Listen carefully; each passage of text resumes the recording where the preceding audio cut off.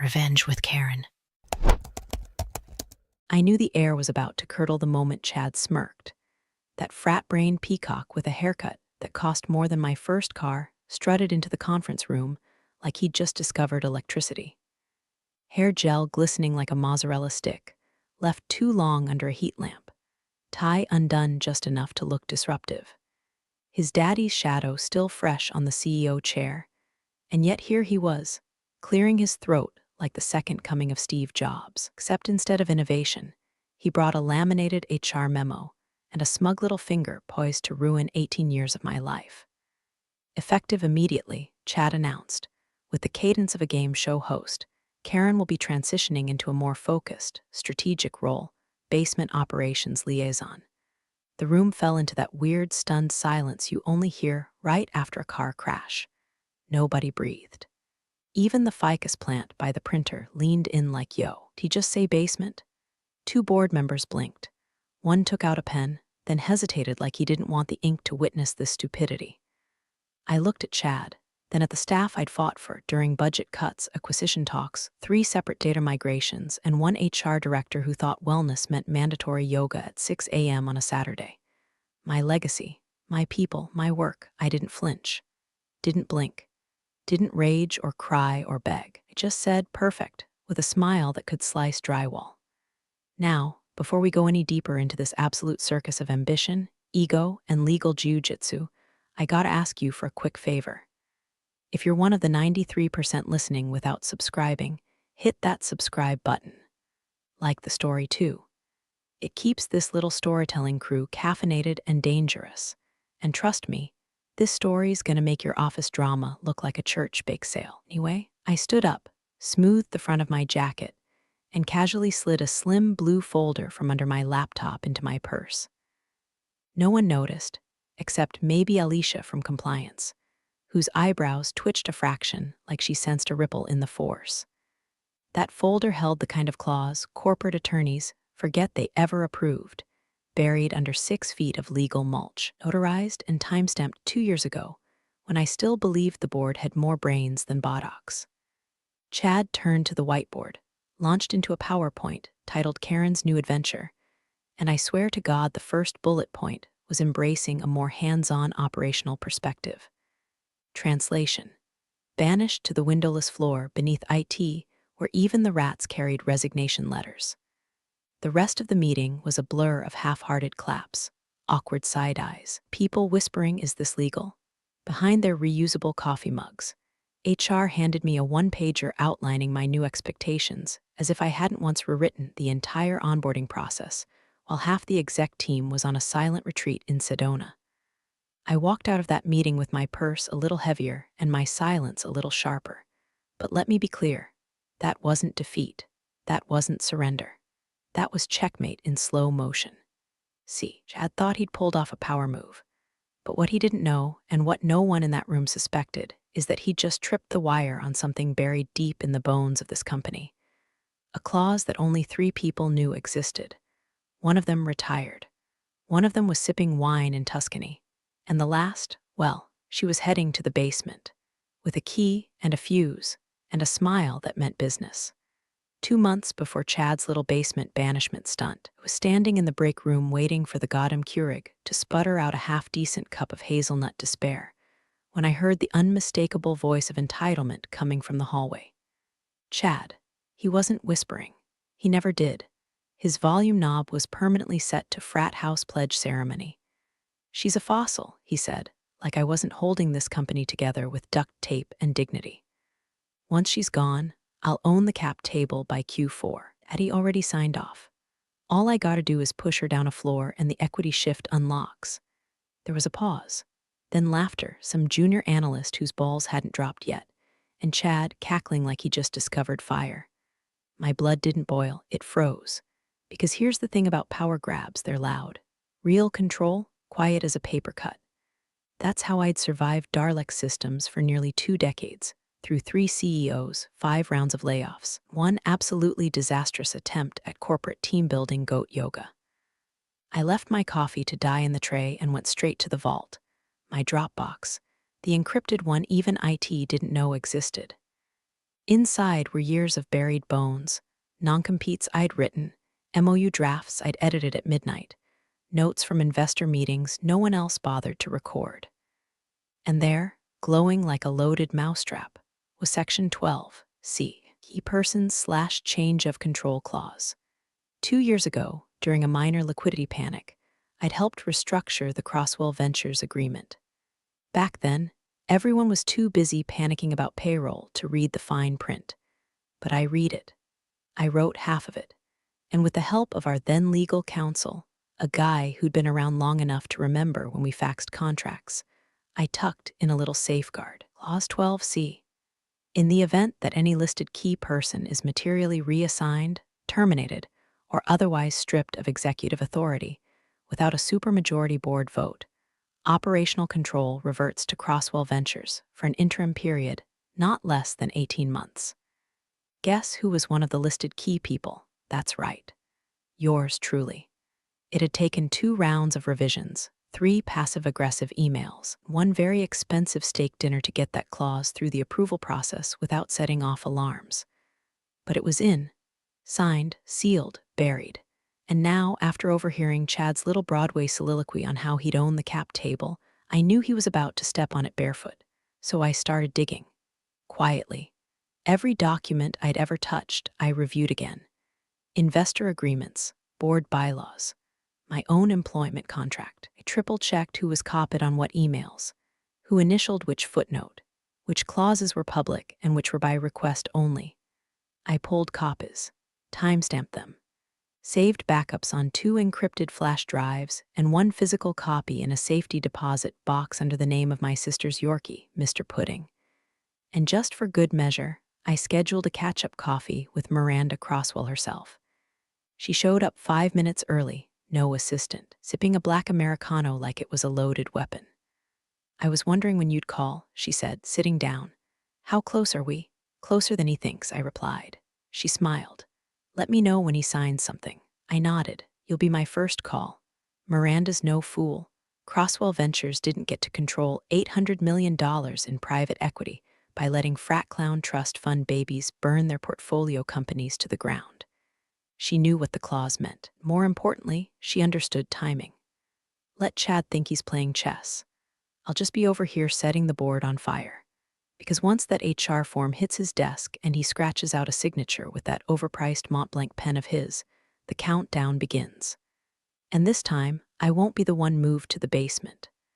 The morning I called Miranda, the sky outside my office window looked like the inside of an old copier, gray, humming, and about to jam. I sat with my hand hovering over the phone for a second longer than usual, not because I doubted the plan. I just knew that after this, there wouldn't be any way back to neutral ground. Once I brought Miranda Crosswell into play, the game stopped being corporate. It became personal and financial, the kind of combination that leaves blood on boardroom chairs. I dialed her direct line, when she gave me 3 years ago after we survived that late-stage funding disaster with a smile and a stiff chin. She picked up on the second ring. "Karen," she said, already knowing. "Do you have a few minutes to talk clauses?" I asked. "Only the fun kind," she replied, and I could hear the sound of ice hitting glass.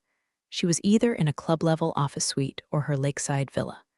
With Miranda, both options were equally likely before noon. I laid it out clean. No theatrics, no overdramatizing. Just the facts. Chad was circling. The board was asleep at the wheel, and the HR team had already sent me a draft proposal for strategic restructuring that sounded like it was written by someone who thinks synergy is a personality trait. I've reviewed my contract. The clause still stands. Section 12, subsection C, she asked, not missing a beat. Exactly. Key person definition includes me. A board vote required for demotion or reassignment, which would qualify as a material change. I remember, Miranda said. I called it the in case of nepotism clause when we drafted it. You might have been onto something, I said. Because unless I'm hallucinating, your investment agreement still gives Crosswell Ventures operational control in the event of a change of control event involving a key executive. Miranda paused, then said, "Send me your most recent version. I want to see the headers. I already had it ready. PDF, notarized. Page numbers burned into the footer. I hit send. She opened it while I waited, scrolling. A few moments passed. Then she said, "This is the original signature set. Your timestamp matches mine." She let out a low whistle. "You've been patient." I wanted to make sure he was the one to make the move. "I'm not pushing. I'm waiting." She laughed. "You've always had better instincts than the rest of them. Could have been CEO 3 years ago." "I didn't want the job," I said. "I wanted the power to keep the company from being handed over to someone who'd treat it like his fourth failed startup." "Well," Miranda said, "looks like your insurance policy's about to mature." I felt something settle inside me. Not excitement, not even relief, just the click of inevitability. Moment when the crosshairs line up and you realize the bullet's been traveling for miles and is just now about to land. "I won't activate anything unless he signs," I said. "Of course not," Miranda replied. "But once he does, call me. We'll make it surgical." I ended the call, sat back, and stared at the folder on my desk, printed copy, wet-signed, notarized, with a small yellow post-it that read, "For when the frat boy flies too close to the sun." That copy never left my side. I took it home every night, kept a duplicate in the glove box of my car, another in a fireproof safe behind a fake panel in my kitchen. You don't spend 18 years holding a company together with spit and strategy just to let some rich kid burn it down with buzzwords and an unchecked ego. Meanwhile, Chad was strutting around like a rooster in a henhouse, calling himself acting visionary and talking about launching a new NFT division, even though the man still used password 123 on his login credentials. I didn't stop him, didn't warn him, didn't tip my hand. Every time he forwarded another meeting invite without including me, I made a note. Every time he used the words "Karen will follow up," I logged the timestamp. Every deletion of my executive credentials from an internal database, I screen captured it. Because if there's one thing I've learned in corporate America, it's that silence is a weapon. And mine was loaded, notarized, and sitting in Miranda Crosswell's inbox. The day Chad officially exiled me to the underworld began with a passive-aggressive calendar update. 7:45 a.m., new location, B-level ops space. That's corporate for where we put the broken chairs and forgotten interns. No explanation. No meeting invite. Just a silent little middle finger tucked between my usual KPIs and a recurring Outlook reminder to order toner for the executive suite. 5 minutes later, my badge no longer opened the executive floor. By 8 o'clock, my inbox had gone eerily silent. No more board briefings. No vendor updates. No budget requests for approval. He cut me off. Systematically. Deliberately. The same way you ghost an ex after realizing they know your real credit score. At 8:15, a fresh-faced intern named Bailey, who still said heck like it was a cuss word, knocked on my office door. She had a clipboard, bless her, and a printed-out map of the building. "Hi, Miss Karen," she said nervously. "Mr. Chad asked me to escort you to your new workspace. He said you might get lost." Gave her a smile I've reserved exclusively for incompetent ex-boyfriends and IRS auditors. "I think I remember where the basement is," I said. "I helped design the damn floor plan." Bailey flushed tomato red, poor kid. She was just following orders.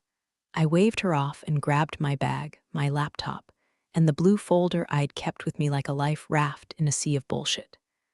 One last glance at the office I'd spent 18 years building. Not the furniture, not the fake ficus in the corner, but the systems, the trust, the people who used to pop their heads in to ask how I was doing because they knew I'd give a damn. Gone, for now. I took the stairs. Basement level 1 was a time capsule. Dead printers lined the walls like coffins for failed cost-saving initiatives. Old file cabinets with faded masking tape labels, Q1 2007 expense receipts, and defunct clients do not shred. Fluorescent lights buzzed overhead like they were debating whether or not to die. My new office was a folding table near the janitorial sink. One chair, no outlets, no AC, and a lingering smell of lemon bleach and mildew, the scent of failure, apparently. I sat, opened my laptop, connected to the company Wi-Fi using my own damn hotspot because Chad had revoked my network priority. Then I got to work, not on revenge, not yet. Gathered final sign-offs from a few pending vendor deals. the kind that Chad's ego had left hanging because he didn't understand how logistics worked. I timestamped every email, uploaded confirmations to my cloud archive, took screen recordings of the internal audit dashboard that still, for some reason, recognized me as Interim COO. That wouldn't last long. At 11:02 a.m., I got the alert from IT. Subject: Executive Permissions Update Body. Karen Maxwell reassigned to non-executive tier. Access Group, Operational Support Level 3, effective immediately. I stared at that email the way a sniper stares down a scope, because that was the trigger.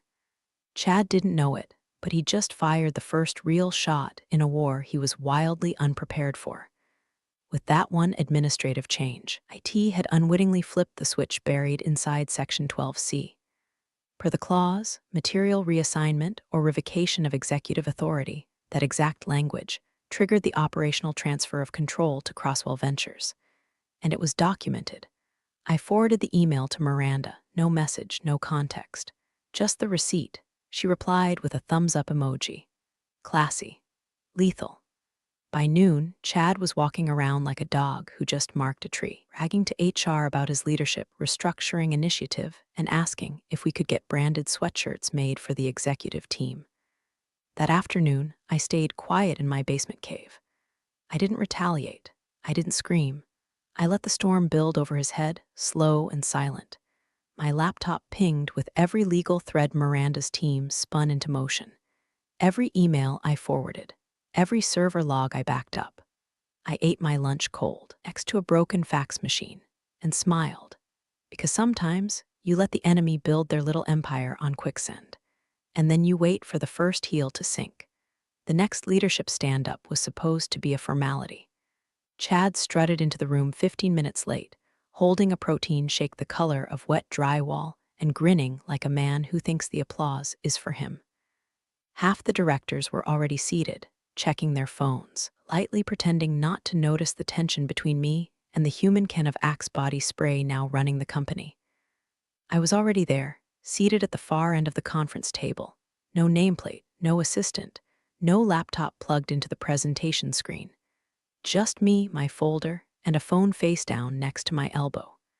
Chad clapped his hands once, like he was about to kick off a magic show. "All right, folks," he said, voice echoing off the glass walls. Moment, finalizing the new org chart today. Someone coughed. Someone else pretended to stir their coffee. Then came the moment he'd been building up to like it was his Oscar speech. "Karen," he said, not looking at me, "we're confirming your new title this morning. HR has the documentation ready. Just needs my signature. Obviously, this is purely procedural." He winked at one of the directors. I think it was Stuart from Strategic Growth. Stuart looked like he was rethinking all his life choices. An HR rep stepped in from the side with a clipboard and a thick envelope. Chad took it, skimmed it like a man reading a menu, and said, "Let's make it official." And he signed. First page, second page. One long, arrogant stroke of the pen. With each flourish, he drew closer to the financial detonation he didn't even know was wired into the very paper he was signing. I waited until the ink was dry and the HR rep nodded, collected the clipboard, and stepped back. Then I stood up, smiled, said, "Thank you, Chad." He blinked, surprised. "You're welcome," he replied, confused at the lack of venom. I turned to the directors, lifted my phone, set it gently on the table and hit speaker. The dial tone echoed through the room like a countdown. 3 rings, 4, then Crosswell Ventures, Miranda speaking. I didn't even glance at Chad. "Hi, Miranda. It's Karen." Her tone sharpened immediately. "Is it done? It's official." Control event triggered at 9:42 a.m. Eastern. There was a pause. Then Miranda said, cool and clean, "Understood. Stand by." I ended the call. The room didn't explode, but something in the air changed. Like the pressure dropped. Like everyone suddenly realized they were sitting inside a sealed room and someone just lit a match. "What the hell was that?" Chad asked, trying to laugh. But no one else did. Leaned back in my chair and folded my hands. "You just triggered a change of control clause in our investor agreement," I said softly. "Specifically, Section 12C. You remember that one, don't you?" Chad furrowed his brows. What clause?" The directors started flipping through their tablets. Stuart was already typing. It's the clause that gives Crosswell Ventures operational control if any key executive is reassigned without a board vote, I said, which you just did, on record with witnesses and signatures. Someone dropped their coffee. No one picked it up. But the board didn't object. Chad stammered. I mean, nobody said anything. Silence isn't consent, I said. It's compliance. And now, I pointed to the envelope on the table. You just documented your own power transfer. Chad's face drained to the color of printer paper. His mouth opened, then closed again, like a goldfish slowly realizing it's in boiling water. I'm calling legal, he said finally, fumbling with his phone. Good idea, I said, standing, but I'd hurry. Crosswell's already drafting the transfer documents, and when the wire hits, I turned toward the door. It won't be your company to call. The sound of my heels on the marble floor was the only noise I heard as I walked out of that meeting. No one followed. No one called my name. Chad was still frozen at the head of the table, like someone had unplugged his personality. Imagine he thought he'd be crowned king by lunch. Instead, he'd just signed his own surrender slip, and now the walls were starting to shift. Back in the basement, which now felt less like exile and more like a bunker, I opened my laptop and fired off 3 emails. 2. Legal subject. Section 12C activation attached. Clause PDF, time-stamped signature packet body. Per Section 12C, effective immediately. HR subject. Key person status change notification body. Per Section 12C, the material reassignment of executive authority has triggered a change of control event. Please update all records accordingly. 2. Board distribution subject. Executive reorganization protocol body. Please refer to the attached clause and Miranda Crosswell's statement forthcoming via Crosswell Ventures Legal. Implementation begins at COB today, each one sent with the kind of silence that carries weight, the kind of silence that fills elevators after bad news. Then I picked up my phone again and called Miranda. No speakerphone this time, just a direct line. Karen, she answered, her voice crisp. My team is moving. Wire status confirmed, she said. It's been authorized. The full 100 mil. You'll get the receipt by 2:15. That includes the controlling equity. And yes, Chad's voting privileges end today. Cobb. I sat back in my plastic folding chair, the edge biting into my spine. There was a damp drip somewhere behind the storage lockers, but all I could hear was the quiet hum of transition, the gears of real power shifting. Also, Miranda added, since I suspect your boy Prince never actually read the whole clause, you might enjoy this. Section 12C wasn't just about investor protection. Oh, it includes a rider, subsection E, grants Crosswell Ventures control over executive appointments for an 18-month stabilization period. You included it. I remember. I blinked. I had included that. It was late in the red line process, tucked in after legal's 3rd round of edits. No one even mentioned it back then because everyone was too worried about short-term funding. And now Miranda controlled the org chart, and I had just reminded her. I'll make sure the board sees that part, I said. Oh, they will, she replied. And one more thing, Karen. When this all settles, we're going to need a new interim CEO during the stabilization period. Someone who knows the guts of the company. I didn't say anything. I just smiled and looked down at the clause again. The fine print was glorious. Upstairs, I imagined Chad storming into legal like a man with a fire extinguisher in a burning casino, only to find his own initials at the bottom of the demotion forms.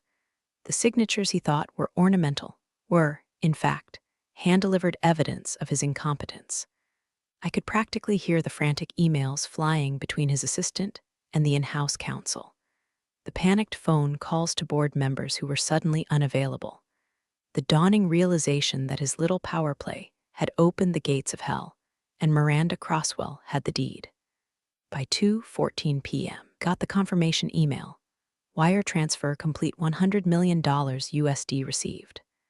Attached was a formal notice from Crosswell Ventures Legal. Subject: immediate transfer of controlling interest per Section 12C of the investment agreement between Darlex Systems and Crosswell Ventures. Operational control, executive appointment authority, and voting rights are hereby transferred to Crosswell Ventures, effective immediately. It was done. Chad still had his fancy corner office, his custom leather chair, his espresso machine with the milk frother he never cleaned. But none of it mattered now. The title on his email signature was as empty as the desk I'd left upstairs. Control was no longer in his hands. It was in mine, through Miranda, through the clause, through 18 months of stabilization. And oh, how stable things were about to become. The emergency board meeting was called for 4:30 p.m. By 4:12, the main conference room on floor 16 was already humming with the electricity of impending fallout. Nobody made eye contact. Nobody poured the coffee. The air smelled like nerves and copy toner. Chad came in first, of course, charging through the glass doors like he still owned the narrative, as if the $100 million wire and the legal confirmation from Crosswell Ventures were just rumors, corporate gossip, something that could be spun into another visionary pivot on LinkedIn. I've reviewed the clause in question. He began, already red in the face, sleeves aggressively rolled, and it's outdated. It's an old agreement, 2 years old. It was written for a liquidity crisis that's been resolved. The clause was never meant to be active now. Stewart from Strategic Growth cleared his throat. You're arguing the clause was invalid, while still using it as a coffee coaster, Chad. Chad ignored him. Besides, he said, turning to the room, my father never signed off on it. I'd remember if something like this came across the executive desk. That's when the general counsel, who had remained almost monk-like through the chaos, slowly unzipped a manila folder and slid a copy of the agreement across the table. He didn't say a word, just tapped his finger on the margin of page 6. There it was. Initials, TD, Tobias Dunning. The CEO, Chad's father, his own slanted handwriting, next to the very clause Chad had tried to dismiss as relic paperwork. The silence was so loud it felt like static. Chad blinked. That could have been added after the general counsel raised a second sheet, timestamped DocuSign verification, accompanied by a corresponding internal approval email chain. HR, legal, CFO, archived and double-backed on the company server. All of it dated, all of it real. Chad's mouth opened like he wanted to keep fighting, but no words came out. And then the conference speaker on the table chirped twice. Connecting call, Tobias Dunning. A pause. Then the CEO's voice, scratchy but unmistakable, filled the room. Is everyone there? Yes, sir, said the general counsel. I understand my son demoted Karen this morning. A longer pause. Yes, sir, I said. She's on this call? I am. Then let's keep this simple. Show me what he signed. GC held up the paper to the webcam mounted on the big screen. There was a long silence on the other end of the call. The kind that bends time. Then Tobias' voice, flat and quiet. He signed what? I didn't need to see his face. The horror in his voice was enough. The weight of legacy suddenly slipping from his grip, thanks to a son who thought leadership was something you inherited like a summer house. This clause was approved during the 2021 restructuring. GC said, you initialed the language personally. Tobias exhaled slowly. And my board never amended it. No, sir, so it's active. It is. Another silence, then quietly, Jesus Christ. I kept my eyes on the wall, hands folded in front of me, not triumphant, not smug. Just still, after weeks of pretending, of waiting, of strategizing in the shadows. I was finally standing in the light, and no one could shove me back into the dark. Tobias spoke again. Effective immediately, Chad is to step back from all executive decisions until this matter is fully resolved. Miranda will take over operational authority. Chad snapped, Dad, you can't just. I can, Tobias said, the gravel returning to his voice. And I am. You moved against a key executive without board approval. You triggered a clause you didn't understand. And now you've jeopardized our entire relationship with our primary investor. Chad tried to speak again but failed. Karen, Tobias said, his voice softening, you still have that clause? I do, I replied. I want you to forward it to me directly. No filters. It's already in your inbox. There was a pause, then a single word, good. The line disconnected. No one moved, I stood. Gathered my folder. Looked at Chad, no rage, no smirk. Just that quiet, bone-deep satisfaction that comes from watching the scales finally tip back into balance. I walked out of the room like it was just another Thursday. The next morning, the lobby security guard looked like he'd just seen Beyoncé walk through the revolving doors. But it wasn't Beyoncé. It was Miranda Crosswell, and she wasn't here to pose for selfies. Black pantsuit, silk blouse, leather briefcase that probably had a kill switch. She didn't wait to be announced. She was the announcement. Her heels tapped a deliberate rhythm all the way to the 16th floor. The board had gathered behind closed doors, trying to bandage what was left of the Dunning legacy. She didn't knock. She just opened the door like it was hers, because technically it was now. Chad, already pacing like a man mid-divorce, froze when she entered. "Gentlemen," Miranda said, and Karen. "Miss Crosswell," stammered Stewart, trying to stand. "We weren't expecting, you should have," she replied. She laid her briefcase on the table like a judge setting down a gavel, clicked it open, and pulled out a single folder.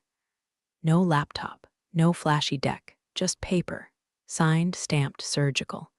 "This is the legal notice confirming operational authority has transferred to Crosswell Ventures, per Clause 12C, subsection E, effective as of the wire clearance yesterday at 2:14 p.m.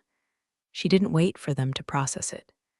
"And this," she said, holding up a second document, "is the board notification declaring Chad Dunning's executive title null due to improper appointment and violation of investor protocol." She turned, stared directly at him. "Effective immediately, you are no longer acting CEO. You're not to access any executive systems, authorize decisions, or communicate on behalf of Darlex Systems in any capacity." Chad's mouth opened, but Miranda wasn't finished. "You've also submitted your recent internal emails for legal review, including the one where you wrote, quote, 'I'll delete the clause before legal even notices. They still use fax machines,' end quote." Stewart winced. The general counsel pinched the bridge of his nose like he was calculating retirement options. Chad's voice cracked. You went through my email." Miranda raised an eyebrow. "Your company email, when you used to discuss unauthorized leadership changes and promise backdoor equity to your fantasy football group chat." She turned to the board. "That thread's already with internal counsel." I didn't move. I didn't blink. Then Miranda looked at me. "Karen," she said, voice calm, "we need interim leadership while the review period is conducted. I'd like to appoint you as interim CEO with full executive authority under our stabilization agreement." Nobody objected. Nobody dared. I nodded once. No smile, no surprise, just gravity. "I accept." Miranda gestured toward the head of the table, the chair Chad had been occupying like a borrowed throne. I walked slowly, sat down. The leather creaked beneath me, old and familiar, like it remembered me better than it remembered him. Chad didn't sit. He stood near the doorway, arms limp at his sides, face drained of color. A man unplugged, not fired, just removed, relevant in a room he thought he controlled.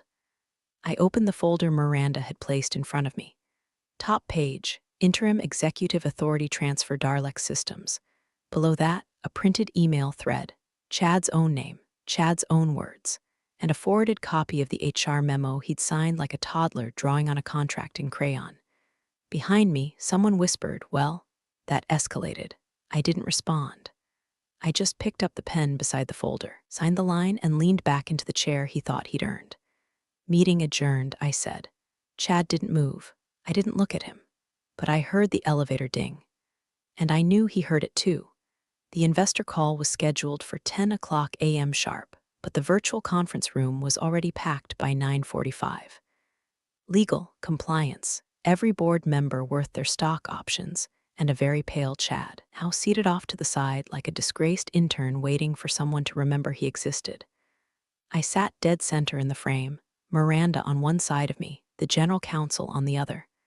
Tobias Dunning, still recovering but back in form, had dialed in from his estate. The tension wasn't just thick, it had density. It could have stopped a bullet.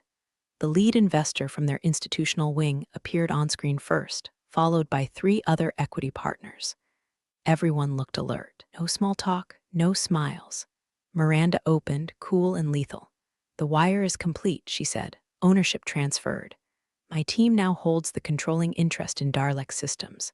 She paused just long enough to let that land like a meteor in a dinosaur park. The conditions of Section 12C were met when a key executive, Miss Karen Maxwell, was reassigned without board approval. All documented, all time-stamped, including the form signed by Mr. Chad Dunning at 9:42 a.m., 2 days ago. Tobias leaned into his camera like he was seeing his own legacy through a microscope. That signature cost us $100 million. Miranda nodded and put us in compliance with the clause you personally initialed. Tobias didn't argue. He just looked at his son. Chad, to his credit, had the decency to look like he'd swallowed a stapler. Miranda turned to me. For the stabilization clause, I'm appointing Karen Maxwell as interim CEO. Unless, of course, she said, almost teasing, you'd prefer to sell. I didn't hesitate. No, I said, I'm staying. A quiet nod around the room, no applause, just approval, professional, cold, and absolute. I adjusted my camera slightly, leaned forward, and for the first time since this mess started, looked Chad straight in the eye. All I ever needed, I said, was one bad signature. Chad opened his mouth, but there was nothing left to say. No memo to backtrack, no spin to attempt. The man who wanted to erase me from the company had signed the paper that handed me the keys to it. I turned to the screen where Tobias's face lingered, the weight of everything visible in his lined expression. Then I stood up, straightened my blazer, and just before leaving the room, I turned over my shoulder and locked eyes with Chad one final time. Welcome to the basement. Chad, I said, you'll find it character building.